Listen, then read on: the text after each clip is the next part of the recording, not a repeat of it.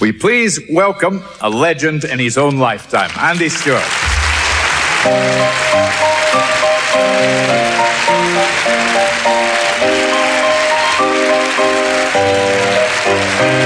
I've just come down from the Isle of Skye. I'm no very big and I'm awfully shy, and the lassies shout when I go by. Let the wind blow high, let the wind blow low, through the streets and the kids I'll go. And the lassies say hello, Dad, where's your Troosers? I once went down to London town and I had some fun in the underground. A lady bent down to pick up half a crown and said, Donald, are your trousers? Let the wind blow high, let the wind blow low, through the streets and the kids I'll go. All the lassies say hello, Donald, where's your trousers? Oh, the lassies want me everyone. Let them catch me if they can. You can't take the bricks of a hill, man, and I don't wear the trouser. Let the wind blow high, let the wind blow low, through the streets and the kids I'll go. All the lassies say hello, Donald, where's your trousers? Donald, where's your trousers?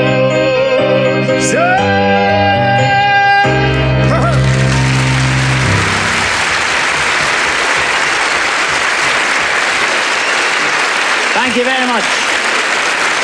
Thank you very much. Hello, good evening, and how are you? Are you well? Yes. Oh, come on, you can do better than that. Are you well? Yes. So am I. Thank you for asking, yes. I just think it's marvellous to be here. It's marvellous to be. It's wonderful, it really is.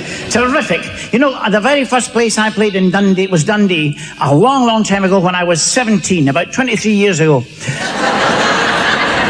And I'd never been in Dundee before, and I was down playing in a place they call Leven, and I got lost. Right in the wilds of Fife, I got lost. I couldn't find my way anywhere. I was desperate, and eventually I saw this old gentleman, and he was clipping away with a set of shears, which was funny because there was no hedge there.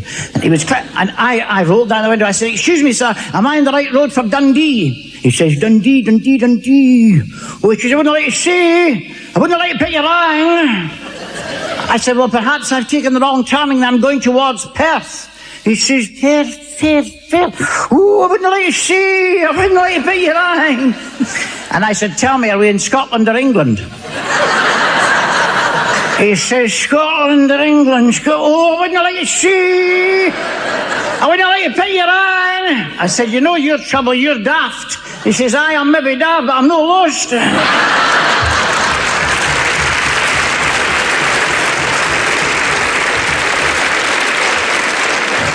And you meet Dundonians everywhere. I was in New York once and I went on a bus tour, sightseeing tour of New York. We got in the bus, there was a Dundonian at the back, I could recognise the accent, and we were driving along and the driver was acting as the guide. He said, "Ladies and gentlemen, if you look out of the left-hand side of the bus, you'll see the Statler building, which is over 1,000 feet high." And a wee voice at the back of the bus says, "It was a Dundonian, it was the architect."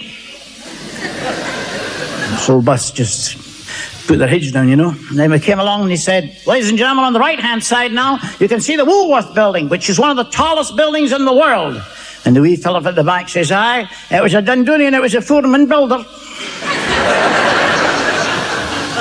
Drove along, he said, "Ladies and gentlemen, right ahead of you is the United Nations building."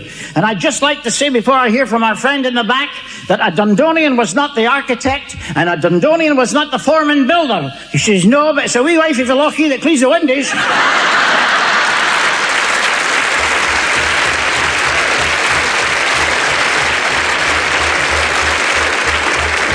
I've been asked to recite a little poem for you, ladies and gentlemen, so here we go with one called Tam O'Shanter. I'm only joking. This is a little story, and we're talking about different dialects and different accents. It's a story of a rumour that went all around Scotland. That's just what it's called, the rumour. Now, when it comes to spreading, there are many things to name. There's butter and there's fire, and then, of course, there's fame. But the thing that spreads the quickest, it's the fastest, you'll agree, is the spoken word of rumour. Just listen and you'll see.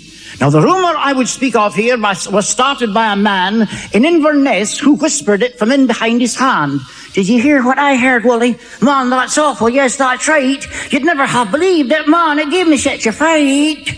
Now, poor Willie was quite upset when he heard that this had been, so he straightway phoned his brother George, who lives in Aberdeen.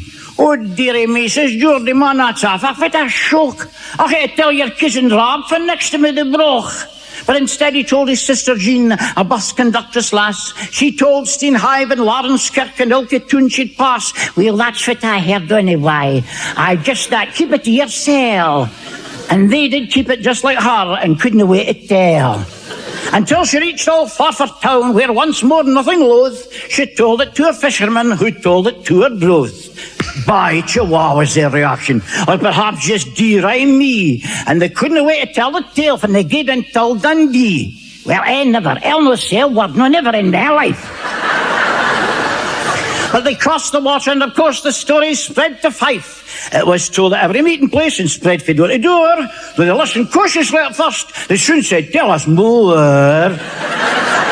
So more and more and more the rumours fleed around, till they spelt it out in capitals in Edinburgh tune. They shouted it in Leith. But though the tone grew more discreet as it passed up Leith Walk and along the length of Princes Street. There's somebody took it on a train to Glasgow, and that's how, if you live there, you'll probably have heard the rumour now. Not that that's where it all finished, for it carried on and passed by a steamer going westward to Old Ireland and Belfast.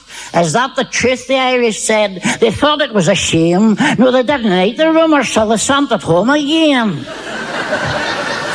To Stranraer it came, then northwards over Ayrshire and Kintyre, where it spread, they say, quite freely, like the heather was on fire. Oban, Mull and Tobermory, Mallig, Kyle, and that is why, once again by way of water, the rumour came to Skye.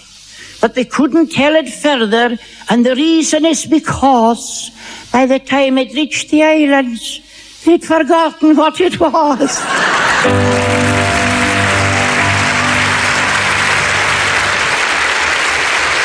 Thank you very much. Thank you. Now, this next song I'm going to sing, ladies and gentlemen, I'm fully aware that without this song, I might not be here with you this evening, and that's something I wouldn't like to have missed. It was a song that I, in fact, first performed publicly in the old Palace Theatre in Dundee. It's a song called The Scottish Soldier.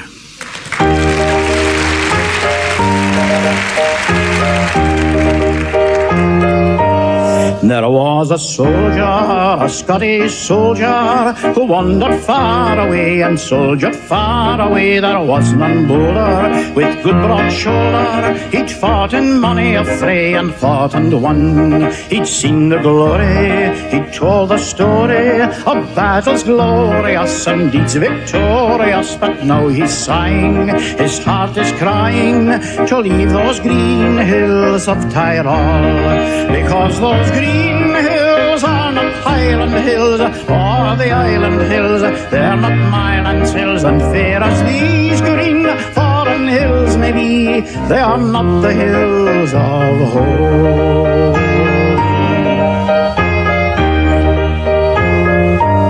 And now the soldier, the Scottish soldier, who wandered far away and soldiered far away, sees leaves are falling and death is calling, and he will fade away in that far land. He called his piper, his trusty piper, and bade him sound a lay, a pibroch sad to play upon a hillside, but Scottish hillside, not on those green hills of Tyrol, because those green hills are not Highland hills, or the island hills. They're not Mylands hills, and fair as these green foreign hills may be, they are not the hills of home. Sing it.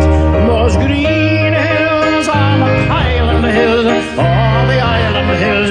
They're not Mylands hills, and fair as these green foreign hills may be, they are not the hills of home.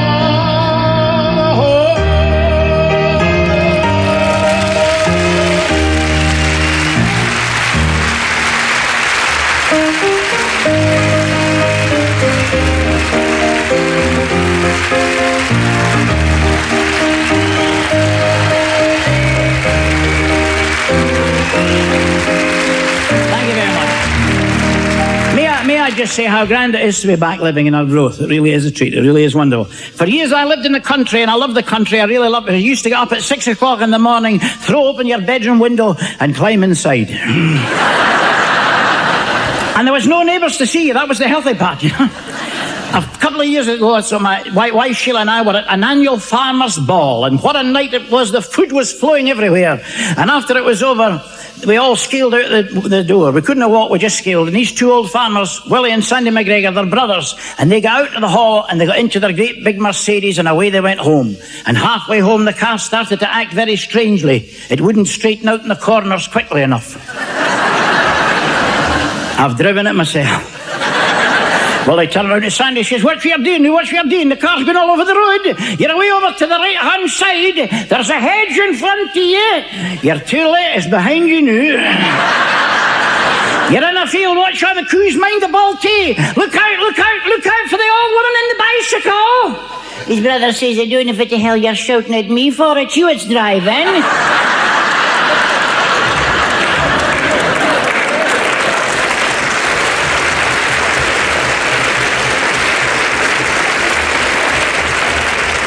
You can laugh, I was in the back seat.